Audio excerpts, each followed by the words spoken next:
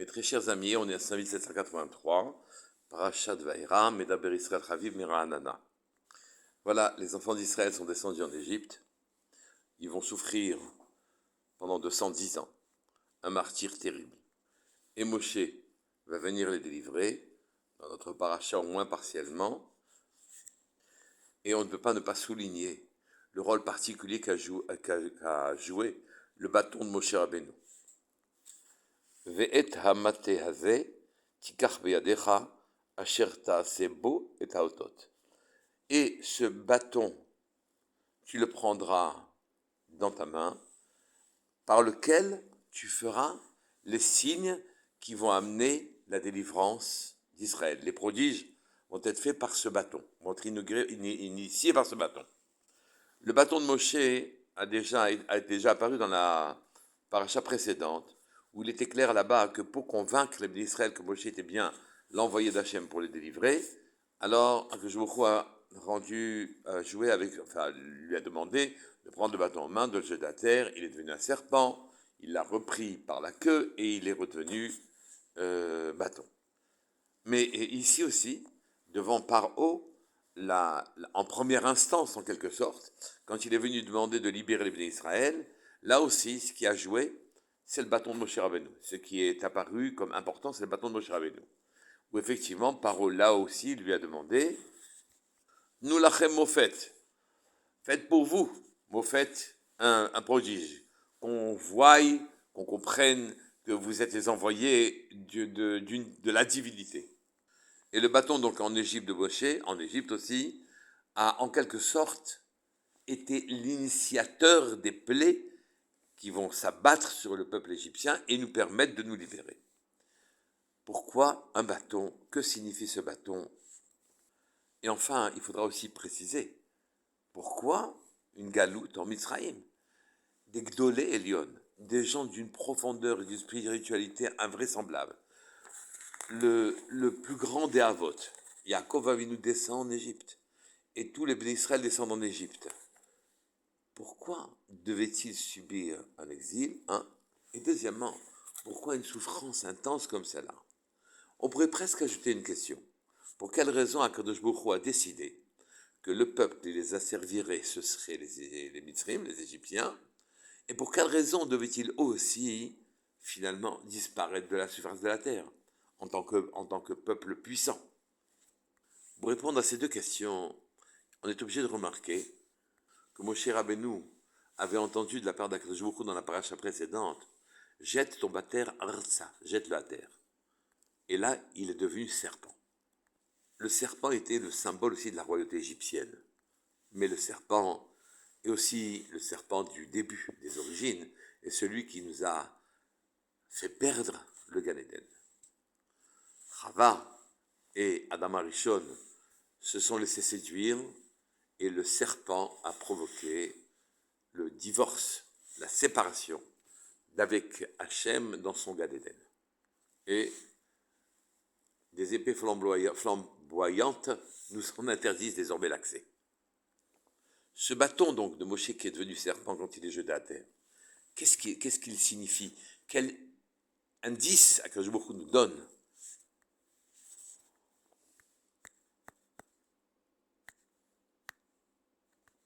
À cause donc du serpent des origines, nous avons été jetés à terre et nous sommes sortis du Gan Eden. L'entrée nous en était désormais interdite. Que signifie être jeté du Gan Eden?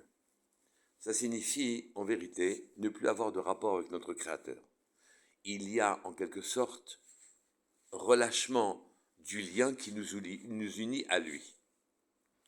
L'enjeu de la descente en Égypte était en quelque sorte de faire reconquérir la terre à notre Dieu, à Hachem, en corrigeant nos midot, en obéissant à ses ordres, en ayant les attitudes que lui souhaite, en s'éloignant du péché originel. Même la terre redeviendrait la sienne, celle d'Hachem. Et c'est en descendant en Égypte et en corrigeant les excès et les péchés des Égyptiens qu'à ce moment-là, on allait corriger la terre pour lui redonner son lien avec Hachem. En quelque sorte, nous sommes descendus en Égypte pour que la porte du Gan Eden s'ouvre désormais de nouveau à nous. On y a réussi partiellement, puisqu'on est monté au Sinaï, on a vu Akadosh Baruch Hu. Bon, la démarche n'est pas terminée, mais au moins, ça nous donne une idée, d'abord de ce que nous devons faire dans l'avenir, mais surtout pourquoi des gens qui n'ont pas fait des personnages comme Yaakov ou les fils de Yaakov, qui étaient des saints hommes, des gens d'une immense dimension, dont les fautes étaient très faibles, sont donc descendus en Égypte pour nous réouvrir les portes du Gan Eden en ramenant la terre entre les mains d'Hachem. Et d'ailleurs, mater le bâton, ça rappelle l'expression mater klapé chesed, dont les initiales, les premières lettres, font chacham. Et donc mater klapé chesed, c'est on fait pencher du côté du chesed. Le bâton nous fait pencher. Que s'est-il passé? Quelle histoire nous raconte ce bâton de Moshe Rabbeinu? Il nous raconte l'histoire d'un bois sec, d'une créature, en quelque sorte, dans l'échelle qui est parmi les plus basses. Quand cette créature est jetée à terre, elle s'enveloppe d'une vitalité, mais d'une vitalité impure, néfaste. Elle reprend de la vie par nos réflexions, par la manière dont on utilise la terre et les moyens qui nous sont donnés quand on est jeté à terre, quand on est descendu sur la terre. Une vitalité, une culture, des buts d'existence qui se rapprochent plus de l'impureté que de l'idéal spirituel auquel Akadosh Baruch Hu nous avait destiné. Nous avons pris sur terre, et particulièrement en Égypte, de très mauvaises habitudes. Ce peuple-là était corrompu dans ses mœurs et dans sa spiritualité, à tel point que son impureté était vivante, comme un serpent. D'ailleurs, le symbole de la royauté égyptienne, c'était le serpent. Il fallait désormais faire pencher la balance de l'autre côté, revenir à la profondeur, la pnimiut et la spiritualité et un lien avec Hachem. Ce bâton va nous donner des signes qui vont nous permettre de recouvrer, de retrouver notre profondeur et notre lien avec le Créateur. Par les signes qu'il va prodiguer. Nous sommes sur terre un peu serpent. Le serpent n'est qu'une clipa, n'est qu'une peau.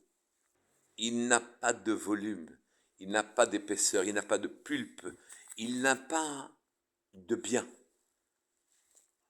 Alors que la peau, d'une manière générale, vient envelopper le fruit qui a mûri et qui va offrir quelque chose à l'humanité, le serpent n'est que de la peau vivante.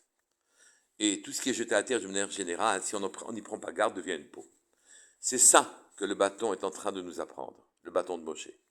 Ces signes donnés par Akadosh Baruch Hu qui vont être initiés par ce bâton vont nous rappeler la grandeur d'Hachem et nous auront servi en Égypte en quelque sorte à permettre à Hachem de reprendre, si je puis dire, de reprendre l'Égypte en main. Tout ce qui est matériel a été repris en main par Akadosh Baruch Hu par une dizaine de plaies, la dizaine de plaies qui s'est abattue sur l'Égypte. Le Tiferet Shlomo cite Teilim. Gal enai ve'abita niflot mitoratecha. Libère mes yeux que je puisse observer les merveilles de ta Torah. Mais niflot peut se dire aussi nafal hot. Et donc le pasuk de Teilim, celui de la mère suivante, libère mes yeux que je puisse observer hot, le signe ou la lettre qui tombe, nafal hot, qui tombe de la Torah. Hachem s'adresse à nous par ces signes-là. Nous donne une lecture de notre propre existence. Le serpent nous a fait sortir du Gan Eden. Nous sommes descendus dans l'Égypte, dont la Malchoute est représentée par le serpent. Le serpent est lui-même ce que nous devenons sur terre quand on n'y met pas de la spiritualité. Et Akadosh Baruch Hu avait dit à Moshe dans Parashat Shemot, reprends ce serpent par la queue. C'est-à-dire, quand tu attrapes le serpent, tu ne le laisses pas libre, tu ne t'enfuis pas devant lui, mais que tu essayes de maîtriser ton Yetzer Hara, tes envies terrestres, même par la queue. des problèmes, ne prends pas à cœur les problèmes de manière à ne pas les résoudre. Pose-toi des petites questions. Recherche Akadosh Baruch Hu, et à ce moment-là, dans les limites de notre monde à nous, dans ce qui a fait que un bâton devienne lui-même une vitalité, un serpent, alors tu pourras retrouver ta profondeur et retrouver ton lien avec Hachem. Et à ce moment-là, le Gan Eden de nouveau pourra s'ouvrir pour toi. Nous allons monter au Sinaï et nous allons entendre les signes que Akadosh Baruch Hu va nous donner. Chaque lettre est un signe pour nous faire monter et monter dans la spiritualité. Voilà ce que des Gdoshé Elion, voilà ce que les enfants, les Bnei Israël sont descendus faire en Égypte. Ils sont venus nous réouvrir les portes du Gan Eden. Nous devons continuer ce travail qui n'est pas terminé et reprendre par le menu, oui, l'idée qu'Akadosh Baruch Hu est présent sur terre et que nous devons en retrouver en permanence sa trace, de manière à remettre le monde dans ses mains et que nous puissions vivre avec lui. Shabbat Shalom Mevorach. Kol Touf.